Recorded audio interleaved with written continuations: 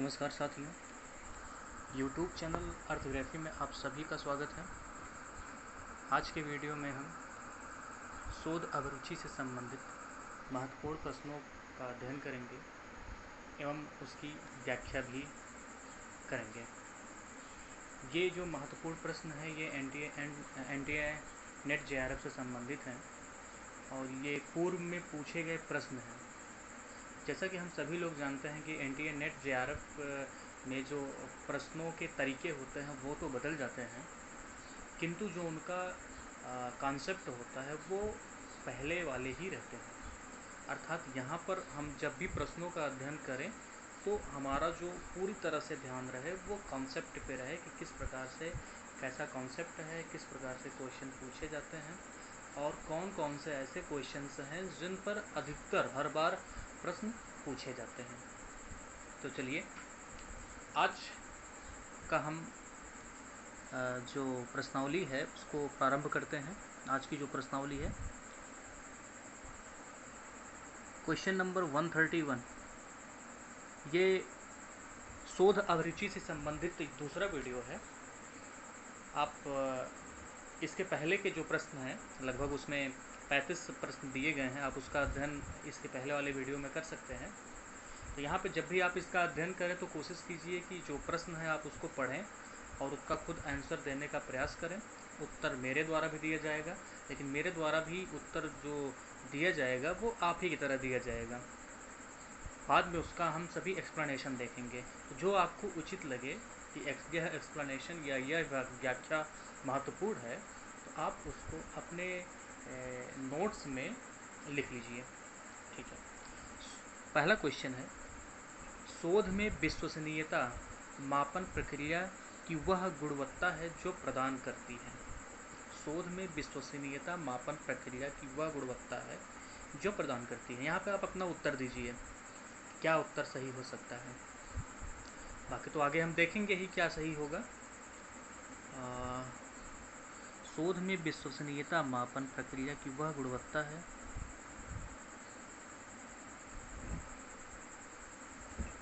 आवृत्तिपरकता और परिशुद्धता, समय निष्ठता और परिशुद्धता, परिशुद्धता और गति और आवृत्तिपरकता। शोध आई थिंक ए या बी हो सकता है, एग्जैक्ट जो मुझे लग रहा है, बट मुझे भी एग्जैक्ट क्लियर पता नहीं है। आवृत्तिपरकता और आवृत्तिपरकता आई थिंक ए चेक करते हैं, बट बी भी हो सकता है। ए सही है। शोध में विश्वसनीयता मापन प्रक्रिया की वह गुणवत्ता है जो उसे आवृत्तिपरकता और परिशुद्धता प्रदान करती है।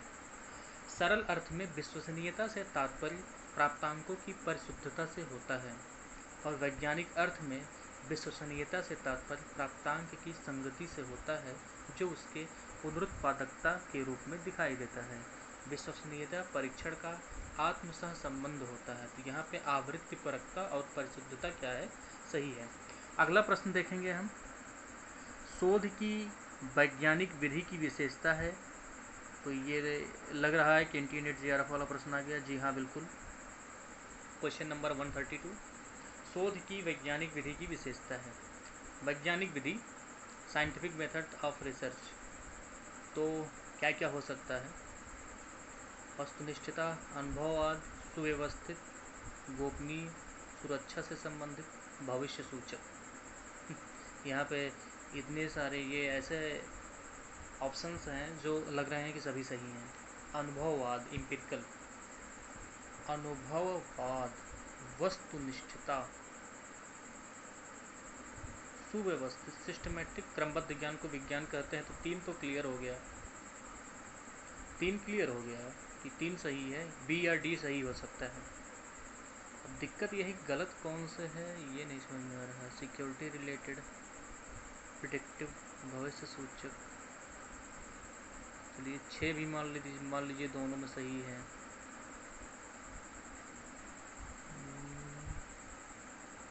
5 4 2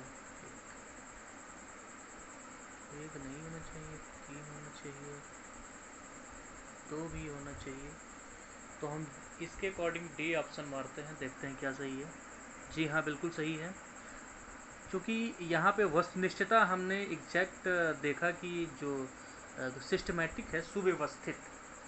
जब भी आपको अंग्रेजी हिंदी ना समझ में आए तो अंग्रेजी में देख लिया करिए, क्योंकि हम जानते हैं कि क्रमबद्ध ज्ञान को विज्ञान कहते हैं। तो यहाँ पे सिस्टमैटिक आ गया।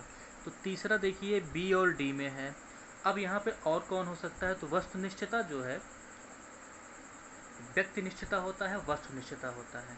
व्यक्तिनिष्ठता स्वार्थ से संबंधित होता है, जबकि वस्तुनिष्ठता सामान्य जनसंचार या सामान्य प्रक्रिया से संबंधित होता है। तो इसका डी सही है। तो यहाँ पे देख सकते हैं कि अनुभववाद हो गया, सुव्यवस्थित हो गया, वस्तुनिष्ठता हो गया, भविष्य सूचक हो गया, वैधता हो गया, तर्क संगतता हो गया और पुनरावृत्ति हो गई। ये विज्ञान से संबंधित है, इसकी व्याख्या आप देख सकते हैं। अगला प्रश्न है, अधोलिखित में से वर्तमान समाज में शोध का मुख्य कार्य है? ज्ञान की वृद्धि प्रक्रिया में सहभागिता, नई वस्तुओं तथ्यों का अन्वेषण। भाई एक दो हमें दोनों लग रहे हैं, चेक करते हैं। पूर्व लिखी गई रचनाओं की समीक्षा, शोधों स्रोतों की सुसंबद्ध परीक्षा तथा उनका विषयनिष्ठ समालोचन व विश्लेषण। तो एक दो हमने पहले ही बता दिया था लग रहे हैं, और एक दो जो है एक ए में है और एक बी में है। अब यहाँ पे उत्तर तो फिलहाल आप लोगों को दिखाई दे रहा है, लेकिन एक और दो कन्फर्म है, तीसरे और चौथे में कैसे क्लियर करेंगे हम? शोध को सुसंबद्ध परीक्षा तथा उनका विषयनिष्ठ समालोचनात्मक वर्णन विश्लेषण। तो ये बेटर है तीसरे से, अर्थात चौथा, दूसरा और पहला सही है। व्याख्या आप देख लीजिए। शोध को वर्गीकृत कर सकते हैं: मूल, प्रायोगिक और क्रिया शोध, संख्यात्मक, गुणात्मक शोध, दार्शनिक, ऐतिहासिक, सर्वेक्षणात्मक और प्रायोगिक शोध। उपयुक्त सभी, ये जब भी उपयुक्त सभी ऑप्शन आता है तो दिक्कत हो जाती है। आप सभी लोग ध्यान दें, अगर आपको लग रहा है कि मेरा वीडियो जो है धीमे चल रहा है तो आप इसको कैप्शन में जा कर के तेज कर सकते हैं। शोध को वर्गीकृत कर सकते हैं, यहाँ पे तो हमें सभी लग रहा है, क्योंकि जब भी ये आता है तो परेशान करता है, और वही है भी। ये सभी क्या है? शोध के तरीके हैं। मूल हो गया, फंडामेंटल रिसर्च हो गया, और प्रायोगिक प्रैक्टिकल रिसर्च हो गया, क्रियात्मक शोध एक्शन रिसर्च हो गया, संख्यात्मक हो गया, qualitative and qualitative research, philosophic research हो गया, हिस्टोरिकल रिसर्च हो गया, सर्वेइंग रिसर्च हो गया। तो ये सभी क्या हैं? एक शोध के प्रकार हैं। और इसकी व्याख्या हम यहाँ पे देख सकते हैं कि शोध उस प्रक्रिया अथवा कार्य का नाम है जिसमें बोधपूर्वक प्रयत्न से तथ्यों का संकलन कर सूक्ष्मग्राही एवं विवेचक बुद्धि उसे उसका अवलोकन विश्लेषण करके नए तथ्यों और सिद्धांतों का उद्घाटन किया जाता है। व्याख्या आप चेक कर लीजिए। अगला है, निम्नलिखित में से कौन सा कथन सही है? विश्वसनीयता वैधता को सुनिश्चित करती है। वैधता विश्वसनीयता को सुनिश्चित करती है। विश्वसनीयता और वैधता एक दूसरे से स्वतंत्र हैं। विश्वसनीयता वस्तुनिष्ठता पर निर्भर नहीं करती।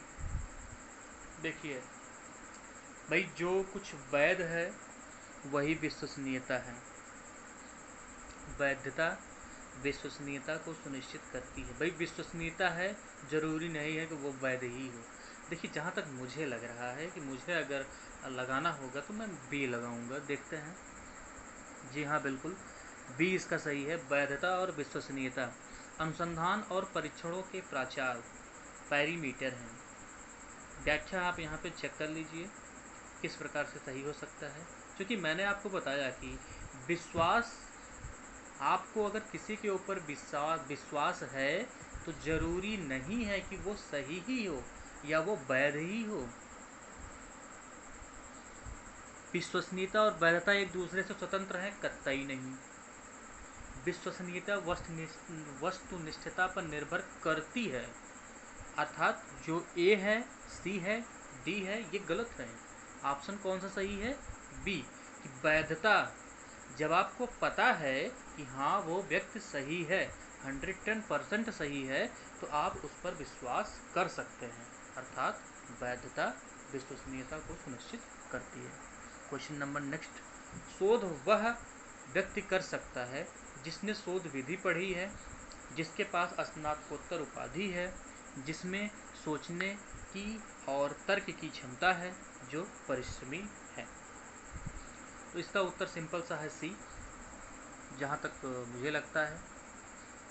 जी हाँ, बिल्कुल सी ही इसका सही है। अगला है, अनुसंधान की खोज की प्रामाणिकता निर्भर करती है मौलिकता पर, वस्तुनिष्ठता पर, वैधता पर, इन सभी पर निर्भर करती है। भाई यहाँ पे ऑप्शन भी दिया गया है, डी सही है। और क्योंकि दिक्कत होती है इसको छुपा के रखने में, इसलिए ऊपर ही आ जाता है। अगला देखते हैं, शोध सदैव, शोध क्या, शोध की जो मीनिंग होती है क्या होती है, शोध क्या होता है? पूर्व ज्ञान का सत्यापन, नूतन ज्ञान की ये गवेषणा, ज्ञान के अंतराल की पूर्ति। तो ये डी जो है इसका सही है। शोध के ये तीनों कार्य होते हैं। अगला है, शोध की विषय निष्ठता को किस प्रकार बढ़ाया जा सकता है? विषय निष्ठता उसकी निष्पक्षता के जरिए, उसकी विश्वस्तता के जरिए, उसकी वैधता के जरिए, उपयुक्त सभी के जरिए। कैसे क्वेश्चंस आ रहे हैं?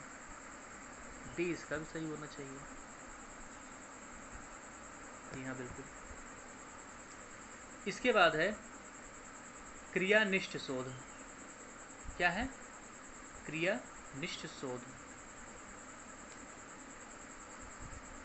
एक व्यवहारिक शोध, एक्शन रिसर्च एक व्यवहारिक शोध है और इसका प्रयोग तात्कालिक समस्याओं को, शोध जिसे तात्कालिक समस्याओं को हल करने के लिए किया जाए। इसका बेटर ऑप्शन जो है बी लग रहा है,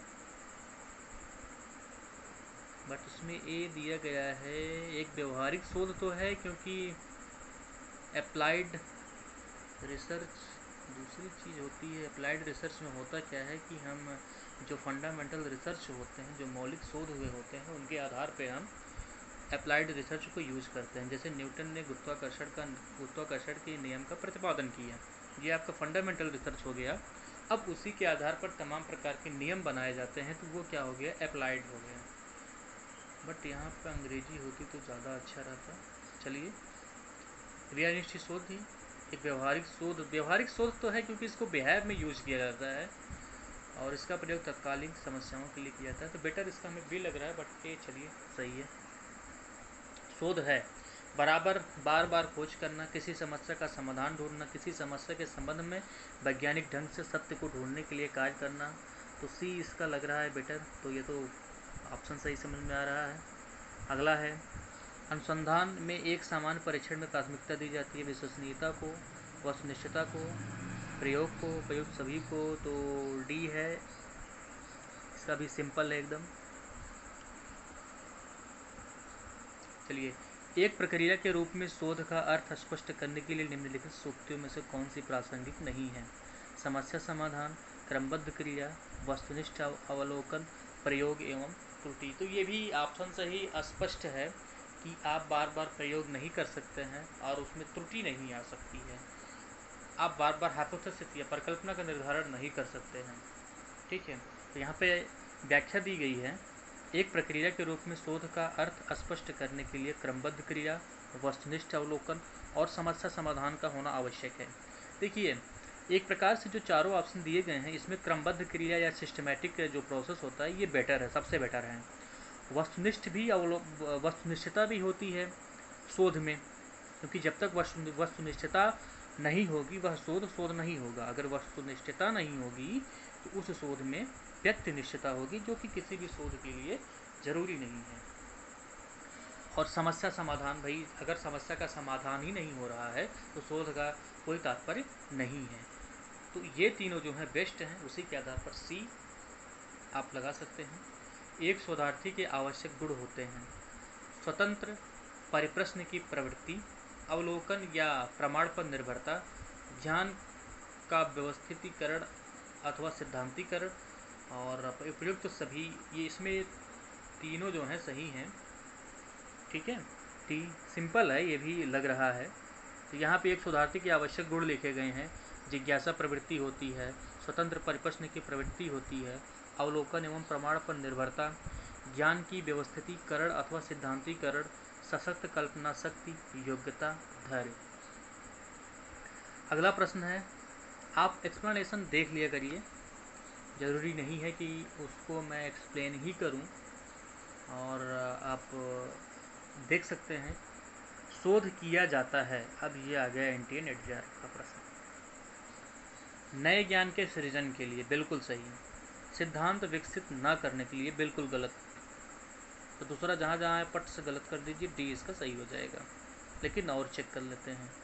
शोध उपाधि प्राप्त करने के लिए, विद्यमान ज्ञान की पुनर्व्याख्या कर ले। तो 1 और 4 तो बिल्कुल कन्फर्म है, सही है। 1 और 4 किस में है? डी में है। ये देखिए, यहाँ पे आप एक्सप्लेनेशन देख सकते हैं। नेक्स्ट है, शोध का मुख्य ध्येय क्या है? साहित्य की समीक्षा करना, पहले से ज्ञात का सारांश करना, अकादमिक उपाधि डिग्री प्राप्त करना। हालांकि वर्तमान समय में अगर देखा जाए व्यवहारिक तौर पर सी ही सही होना चाहिए, बट वो इनलीगल है। भाई आप शोध करते हैं तो डिग्री के लिए थोड़ा करते हैं।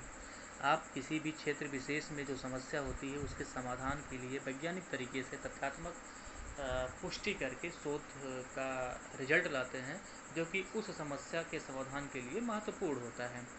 नए तथ्यों की खोज करना अथवा ज्ञात तथ्यों की ताज़ा व्याख्या करना। तो डी इसका सही है। चलिए,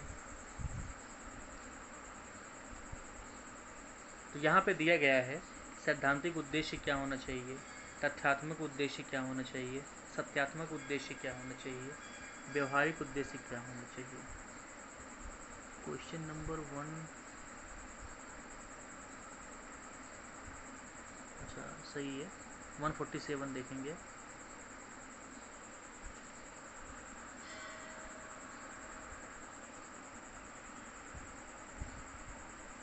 तो यहाँ पे हम प्रश्न देख सकते हैं, कोट भी देख सकते हैं। निम्नलिखित सूची में से कौन सा कथन शोध की उपयुक्त परिभाषा देता है? उत्तर देने के लिए सही कोट का चयन कीजिए। शोध का अभिप्राय बार बार खोजना है। शोध मूलतः किसी प्रश्न का उत्तर है। शोध किसी समस्या का प्रामाणिक समाधान प्रदान करता है। शोध किसी व्यक्ति की परिकल्पना को सिद्ध करने का प्रयास करता है। 3 और 4 सही लग रहे हैं। शोध अर्थ निरूपण करने वाली एक प्रक्रिया है। 5 भी सही है। शोध का अर्थ किसी निश्चित समग्र से प्रतिदर्श का चयन करना। अब यहाँ पे मैटर फंसने वाला है, कुछ ज़्यादा ही सही लग रहा है। पहला तो गलत है, शोध का अभिप्राय बार बार खोज करना नहीं होगा। पहला अगर गलत है तो बी डी सही हो सकता है। बी डी में 2 3 2 3 सही हैं, यानी या तो छठवां सही होगा या तो पांचवा सही होगा। Research is a meaning giving process. I think पांचवा डी सही होना चाहिए। देखते हैं। जी हाँ, बिल्कुल डी ही सही है। आप यहाँ पे इसकी व्याख्या देख सकते हैं। चलते हैं अगले प्रश्न पर। स्वतंत्र परिमार्जक और आश्रित चरों के मध्य नियंत्रण द्वारा कारणात्मक संबंध स्थापित करने पर केंद्रित शोध पद्धति कहलाती है। तो ये प्रयोगात्मक पद्धति होगी, क्योंकि इसके पहले भी मैंने आपको एक्सप्लेन या व्याख्या किया हुआ है कि जब भी हम स्वतंत्र चर में कोई परिवर्तन करते हैं तो जो उस पर आश्रित होते हैं उनमें ऑटोमेटिक परिवर्तन हो जाता है। और इसे यह किस में होता है? यह प्रयोगात्मक पद्धति में होता है। तो ये बहुत ही महत्वपूर्ण है। काफ़ी मज़ा हुआ प्रश्न लग रहा है। लगभग देख रहे हैं कि प्रश्न ये आया हुआ है कई बार इस कॉन्सेप्ट पर। अगला है, क्रियात्मक अनुसंधान पर आधारित अध्ययन करने के लिए निम्नलिखित में से कौन सही क्रम को दर्शाता है?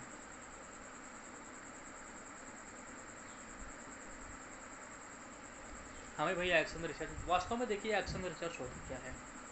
सिंपल सी बात है, आप किसी क्लास को टीच कर रहे हैं, पढ़ा रहे हैं। अब उसमें अचानक कोई ना कोई व्यवधान आ जाता है उस क्लास में। कोई बच्चा जो है तेज तेज चिल्लाने लगता है, वह सोने लगता है। तो वो देखिए वो समस्या है। तत्कालीन समस्या है, आप उसका समाधान तुरंत करेंगे। तो जब आप उसका समाधान करेंगे तो वो किस रिसर्च के तहत करेंगे? एक्शन रिसर्च के तहत करेंगे, क्योंकि एक्शन रिसर्च जो होता है वो तुरंत होता है। या कॉलेज प्रशासन का कोई प्रॉब्लम होगी तो ये एक्शन रिसर्च। अब अगर आप एक्शन रिसर्च कर रहे हैं तो कौन कौन से क्रम होंगे? तो यहाँ पे है planning, acting on the plan, observing and reflecting, acting on the plan, observing, planning and reflecting. तो बी हमें लग रहा है सही होना चाहिए। विमर्शन चिंतन, reflecting, planning, acting on the plan and observing, नहीं ये नहीं लग रहा है। योजना पर कार्य, विमर्शन चिंतन, नियोजन, acting on the plan, I think acting on the plan, विमर्शी अनुचित तो पहले है किसी में, विमर्शी अनुचिंतन, reflecting, planning, acting on the plan and observing.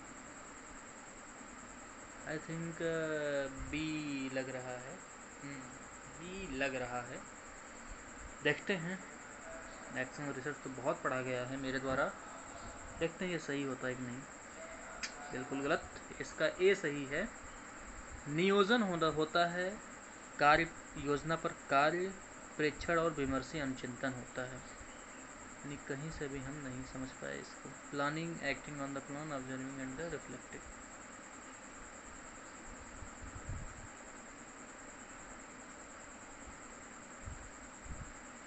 Okay, next. इसकी व्याख्या जरूर देख लीजिए, बहुत प्रश्न आते हैं इससे। निम्नलिखित में से कौन सी शोध प्रक्रिया पराविधेयतात्मक उत्पादन के अंतर्गत आएगी? Which one of the following research procedures will be figured under post positivist approach? मानकीय सर्वेक्षण, प्रयोगमूलक अध्ययन, निर्जातीय वर्णन संबंध अध्ययन, कार्य उत्तर अध्ययन।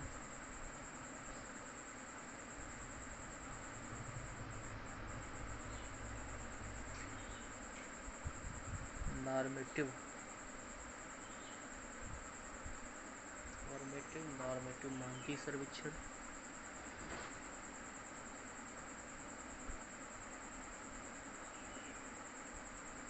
डी आना चाहिए, देखते हैं। सी है निर्जातीय वर्णन, ये जब भी आता है परेशान करता है। पोस्ट जो पॉजिटिविस्टिक रिसर्च अप्रोच के अध्ययन के अंतर्गत आएगी। उत्तर प्रत्यक्षवाद, यहाँ पे आप इसकी यहाँ पे व्याख्या देख सकते हैं।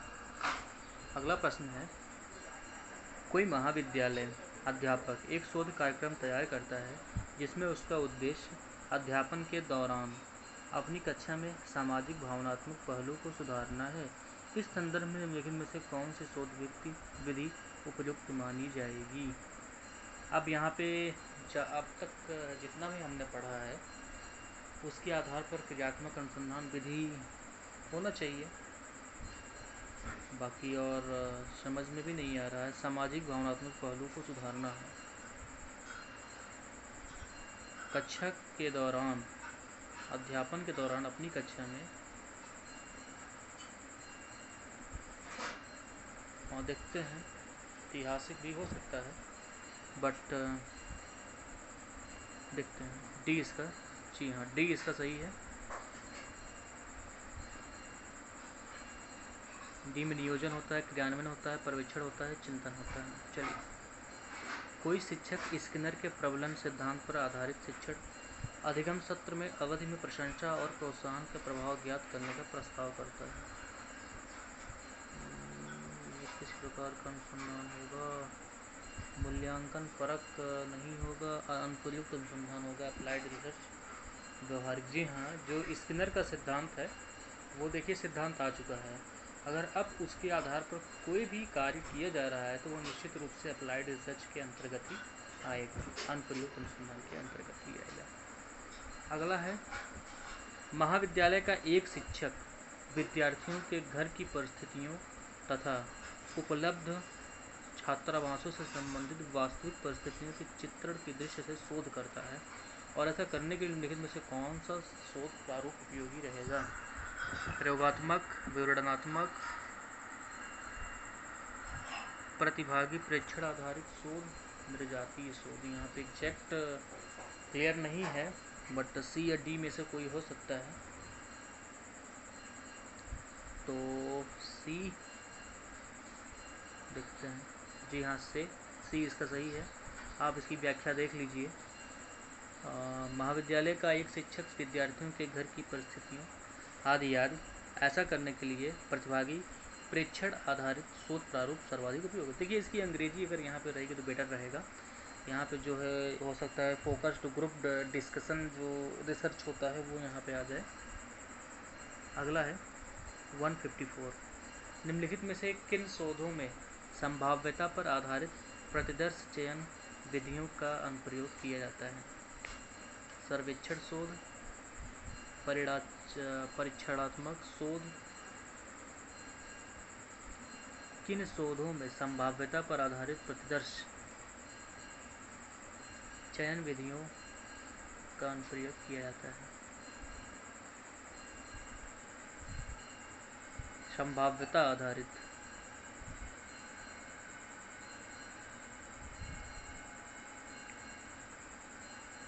प्रोबेबिलिटी। सी एग्जैक्ट है, इसका सही है। तो सी जो है बी सी टी में है, हमें और देखना होगा। ई सी या ई अगर मार दें तो डी सही होना चाहिए। सी डी ई क्रियात्मक सोच। चलिए, इसका डी सही हो सकता है। सी तो एकदम नहीं है।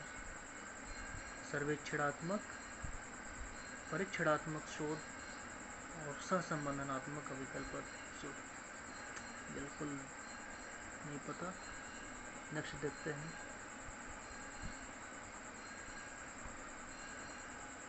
155।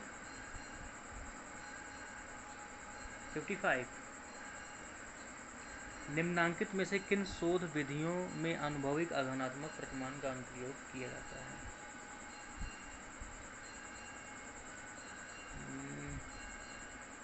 ई होना चाहिए। अनुभविक आगमनात्मक प्रतिमान, विशिष्ट से सामान्य की ओर।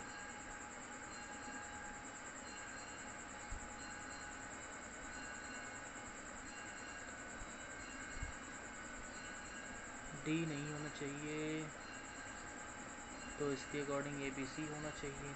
ए निर्जातीय विज्ञान अध्ययन, बी व्यष्टि अध्ययन,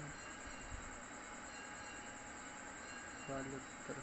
चलिए देखते हैं। ए सी, ए बी तो मान लीजिए सही है, बट वृत्तांत परक आ गया है तो डी भी इसका हो गया है। चेक करते हैं यहाँ पे व्याख्या इसकी।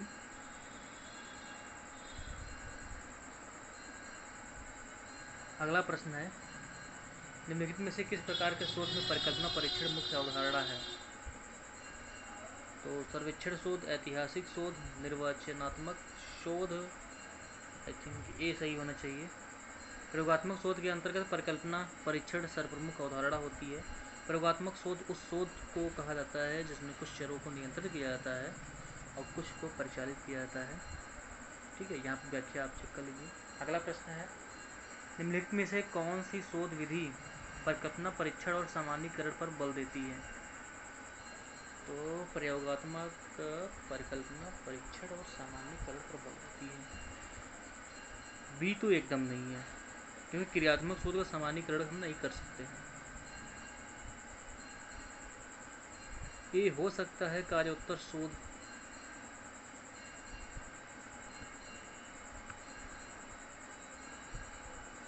ये सही है, एक्स पोस्ट फैक्टो रिसर्च ये जो है होता है। किस प्रकार के शोध में प्रतिभाग करने में अभ्यासकर्ता में सुधार होने के साथ साथ कार्य परिस्थितियों में भी सुधार की संभावना होती है? तो क्रियात्मक शोध है इसका, हमने कई बार इसको पढ़ा है। व्याख्या यहाँ पे देख सकते हैं। 159। व्यष्टि अध्ययन या केस स्टडी जो होता है, इसमें आनुवांशिकी तथा सूक्ष्म जैविकी में किए गए अध्ययन, विषयी इकाई तथा इससे संबंधित इकाइयों का गहन परीक्षण, विद्यमान सामाजिक राजनीतिक स्थिति पर रिपोर्ट, स्वास्थ्य एवं स्वच्छता के क्षेत्र में विशिष्ट शोध। केस स्टडी में हम डी में इसको कर सकते हैं, विषयी इकाई तथा इससे संबंधित स्थितियों का गहन परीक्षण। केस स्टडी देखते हैं, बी इसका सही है, जी हाँ बिल्कुल। और अगला आपके लिए छोड़ देते हैं, आप इसका उत्तर हमें बताइएगा। निम्नलिखित में से शोध के लिए किस प्रकार में शिक्षण संबंधी सक्षमता के संवर्धन की संभाव्यता होती है? मौलिक शोध, प्रभाव आकलन शोध, व्यवहारिक शोध, क्रियात्मक शोध। तो इसको आप चेक कर लीजिएगा या आप बता ही दीजिए। मौलिक शोध, व्यवहारिक शोध, क्रियात्मक शोध और क्या है, प्रभाव आकलन शोध।